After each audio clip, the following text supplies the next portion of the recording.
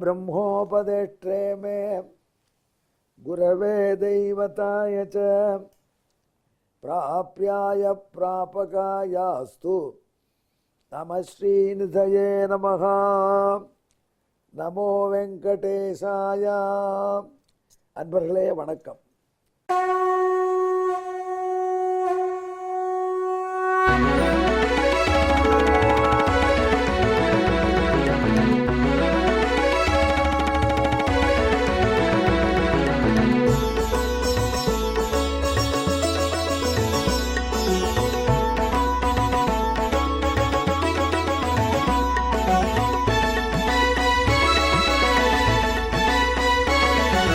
सहस्रनामं सहस्रनामं श्रीवेङ्कटेश सहस्रनामं सहस्रनामं सहस्रनामं श्रीवेङ्कटेश सहस्रनामं.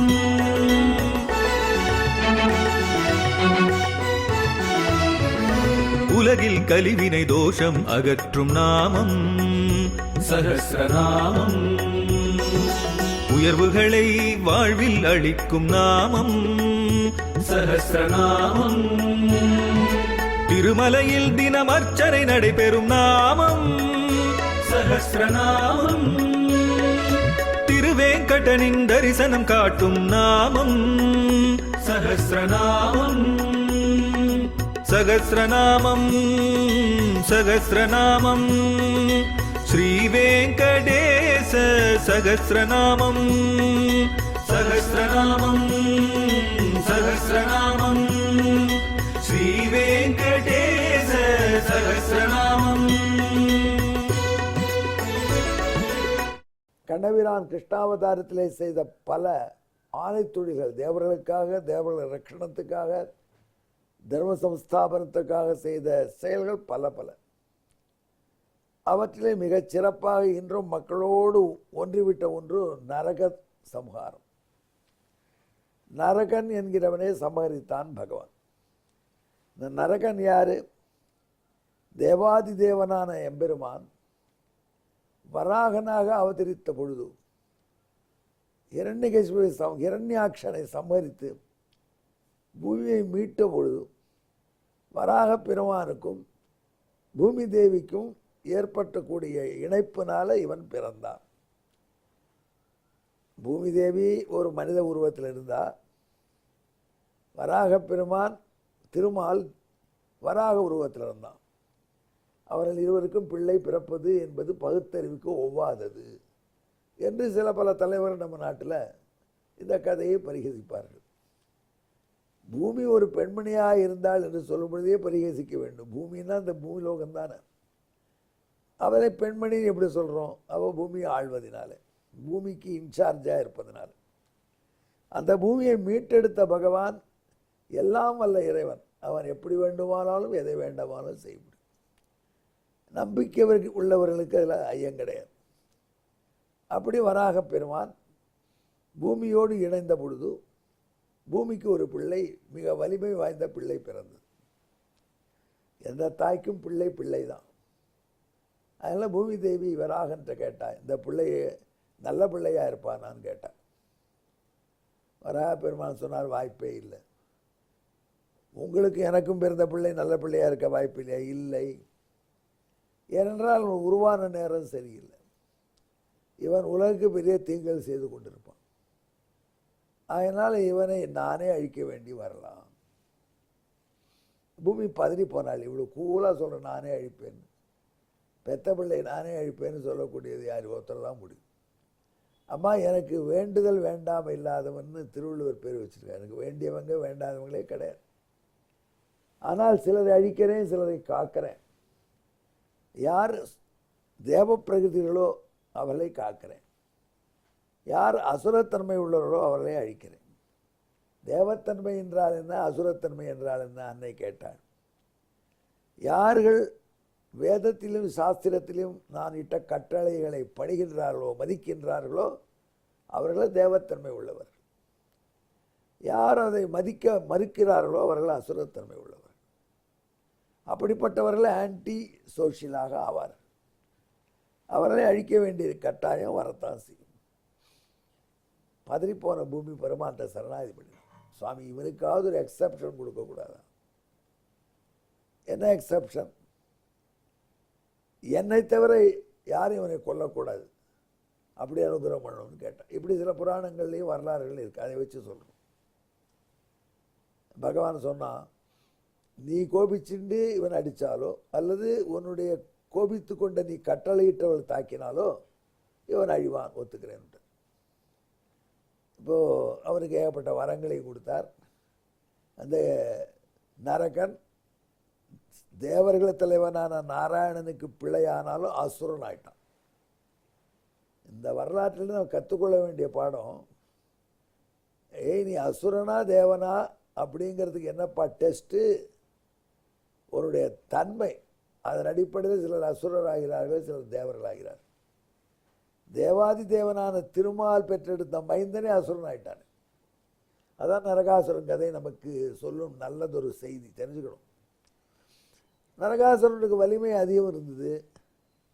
அவன் மெல்ல மெல்ல பெரிய ஆளாகி இந்தியாவின் வடகிழக்கு பகுதியில் பிராக்ஜோதிஷபுரம் என்கிற ஊரை உருவாக்கி அங்கே இருந்து ஆண்டான். நார்த் ஈஸ்ட் ரீஜன் எனியார், அங்கே இருந்து ஆண்டான் நரகன், நரகாசுரன். அப்பேற்பட்ட நரகாசுரன் தன்னுடைய வாழ்நாளிலே தேவர்களை அடிக்கடி யுத்தம் பண்ணி தொந்தரவு பண்ணுவான். ஒரு முறை வருணனுடைய கொடை எடுத்துட்டான், ஒரு இந்திரனுடைய மாலையை பிடிக்கின்றான். ஒரு தடவை அதிதி தேவி எண்ணெய் தேய்த்து கொள்வதற்காக தன்னுடைய திருமாளிகையில் தன்னுடைய வைரத்தோடு இருந்து கட்டி வச்சுட்டு எண்ணெய் தேய்த்து கொள்ள போனான். ஒரு வெள்ளிக்கிழமையாக இருக்குது, ஆடி வெள்ளிக்கிழமை. எண்ணெய் தேய்ச்சிக்கலான்னு அதிதி தேவி தேவேந்திரனுடைய தாயார், அவள் தன்னுடைய அமிர்தத்தை சொட்டக்கூடிய தோடுகள், அதில் உள்ள வைரத்திலிருந்து அமிர்தம் சொட்டுமா, அந்த வைரத்தோடுகளை கழட்டி வைத்து விட்டு அவள் எண்ணெய் ஸ்நானம் பண்ண போனாள். நைஸாக அங்கே புகுந்தான் நரகன். அதன் இடத்துக்கு எடுத்துகிட்டு போயிட்டான். இது எப்படிதான் எடுத்துகிட்டு போகிறேன்னு தேவேந்திரனால் கேட்க முடியல. என் ப்ராப்பர்ட்டி நான் எடுத்துக்கிறேன்ட்டு போயிட்டான். சில இப்படி எடுத்துகிட்டு போகிறதே கூட கம்பீரமாக தெனாவிட்டா எந்துன்ட்டு சொல்லிட்டு போயிடும். அப்புறம் அதிதி தேவி வருத்தப்பட்டான், இழந்து விட்டோமே நமது தோடுகளை. இவனுடைய அட்டூழியம் எல்லை மீறி போகிறது, இவனே பூமிக்கு மாபெரும் பாரமாக இருக்கான், இவனை ஒழிக்க வேண்டும் என்று எம்பெருமானிடம் நினைப்பூட்ட வேண்டும் என்று அப்பொழுது கிருஷ்ணாவதாரத்தில் இருந்த பகவானை ஐராவத யானையில் ஏறி வழிபட்டு விண்ணப்பம் செய்தான் தேவேந்திரன். உடனே பகவான் அப்படியே நரகனை அழித்து அந்த அமிர்தம் சொட்டக்கூடிய தோடுகளை கொண்டு வந்து தருகிறேன் போ என்று வாக்குறுதி கொடுத்தான். அதே மாதிரி பிராக்ஜோதிபுரத்தை நோக்கி படையெடுக்கிறதுக்கு ஏற்பாடு செஞ்சிருந்தான். அப்படி பிராக்ஜோதிபுரத்தை நோக்கி படையெடுப்பது சாதாரணமாக நடக்காத காரியம். கருடனை கூப்பிட்டான், கருடன் தோள் மேலே ஏறிக்கொண்டான். அப்போது சத்யபாமா தேவி நீயும் வா அப்படின்னா. போருக்கு எங்கேயாவது மனைவி வேஷம் போவாங்களா? மனைவியோடு போரிடவர்கள் தான் ஜாஸ்தி. பகவான் இன்னொருத்தரோட சண்டை போகிறதுக்கே மனைவி வேஷம் போயிட்டான். நான் எதற்குன்னு கேட்கல. பூமாதேவியின் அவதாரமான சத்யபாமா பூமியின் அவதாரம். சரி என்று கூட வந்தாள். அங்கே போர் நடக்கிறது பிராக்ஜோதிஷபுரத்தில். பிராக்ஜோதிஷபுரத்தில் போய் நரகருடைய சைன்யத்தை துவம்சம் பண்ணிட்டான் பகவான். நெல்ல குழஞ்சி போய் சைன்யம் போயிடுத்து, உடஞ்சி போயிடுத்து. அப்போ நரகனோடு சண்டை போடுறான் பகவான். நரகன் பகவானை தாக்கினான். தாக்கினா அதில் கீழே மயங்கி விழுந்தது போல விழுந்தான் பகவான். சத்யபாமா தேவி அவனுக்கு முதல் உதவி பண்ணினான். ஃபர்ஸ்ட் எய்டு, சிகிச்சை பண்ணுறான். சிகிச்சை பண்ணும் பொழுது ஏன் அவனை அடிக்கப்படாது நீங்கள்னு கேட்டான். பகவான் சொன்னான், நான் ஒரு தாய்க்கு நான் வரம் கொடுத்துருக்கேன், அந்த தாய் இவனை அடின்னு சொன்னால் தான் அடிக்க முடியும். நீ தான் அந்த தாய், நீ இவன் அடின்னு சொன்னாலும் கொள்கிறேன். அப்படியா, நானே கூட கொண்டுடுவேன் என்று சத்யபாமாதேவி சொல்லி நீங்கள் கொல்லுங்கள் என்று கண்ணபிரானிடம் ஆயுதங்களை கொடுத்தாள். சத்யபாமாதேவி சொன்ன உடனே எம்பெருமான், அவள் பூமியின் அவதாரமாச்சே, பூமியின் வரம் என்ன? நான் ஒப்புதல் தந்தால் என்று என் மகனை கொல்லக்கூடாது. ஒப்புதல் கொடுத்தாச்சு, நரகனை சமர்த்துட்டான். நரகன் கீழே விழும்பொழுது திருந்தி விழுந்தான். எம்பெருமானையும் சத்யபாமாதேவியும் வணங்கி வரம் கேட்டான். நான் இருந்த வரைக்கும் யாரையும் நிம்மதியாக இருக்க விடலை. அதனால் நான் போன நாள் எல்லாரும் கொண்டாடுவேன், சந்தேகமே இல்லை. யாரும் தப்பு தெரிவி கொண்டாடாமல் இருந்தால் அவங்களும் கொண்டாட முடியாது, அனுகிரகம் பண்ண வேண்டும் என்று எம்பெருமாற்ற கேட்டான். அது விடியற்கால வேளை. அப்பொழுது அவனை சம்மதித்தான். அது கிருஷ்ணபக்ஷ சதுர்தசி, ஐப்பசி மாதம். நரகனை சம்மதித்த சதுர்தசி திதி நரக சதுர்தசி. கண்ணபிராண்ட சுவாமி இன்றைய தினம் எங்கே குளத்திலே குளித்தாலும் அது கங்கை தண்ணீராக இருக்க வேண்டும். எல்லோரும் எண்ணெய் தேய்த்து கொண்டு மங்கள ஸ்நானம் பண்ண வேண்டும். எண்ணெய் தேய்த்து கொண்டிருக்கும் பொழுது அதித்தியின் தோட்டை நான் கொண்டு வந்தேன். அதனால் கழட்டி வைத்த ஆபரணங்களை எண்ணெய் தேய்த்துக்குள்ள பெண்கள் பயப்படலாம், அந்த பயம் இல்லாத போகும். அதனால் அன்றைய தினம் எண்ணெயில் லக்ஷ்மி இருக்க வேண்டும். அன்றைய தினம் எல்லா தண்ணீரும் கங்கையாக வேண்டும். அன்றைய தினம் எண்ணெய் தேய்த்து வெந்நீரில் விடியற்காலை குடிக்க வேண்டும். இப்படி என்னுடைய டிபார்ச்சர், இந்த உலகத்தை விட்டு நான் போவதை மக்கள் கொண்டாட வேண்டும் என்று சத்யபாமா சகித கிருஷ்ணனிடம் வரம் கேட்டான். பகவான் ததாஸ்து என்று சொன்னார். அன்று முதல் நரக சதுர்தசி ஏற்பட்டது. அப்போ எம்பெருமான் நரகனுக்கு கொடுத்த வரம் இது. நரகனுடைய சைன்யத்தை துவம்சம் பண்ணி இதையெல்லாம் நினைத்து பெயர் சூட்டுறார். பிராக்ஜோதிஷாதிபத்வம்சி என்று ஒரு பெயரிடுகிறார்.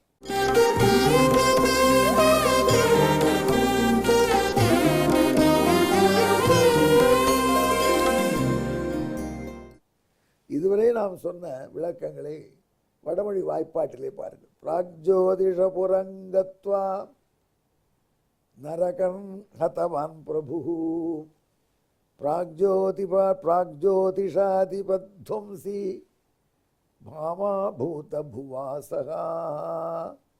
இதற்கு தமிழ் அதையும் கேட்டு ரசிகள்.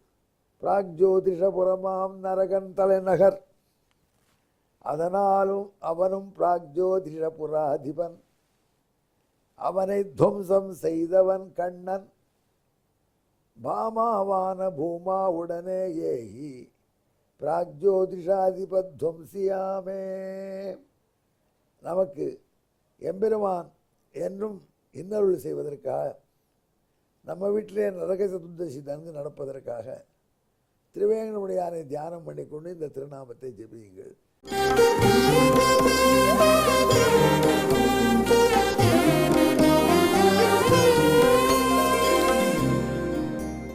பிராக்ஜோதிஷாதிபத்வம்சினே நமஹ. நமோ வெங்கடேஷாய. நன்றி, வணக்கம்.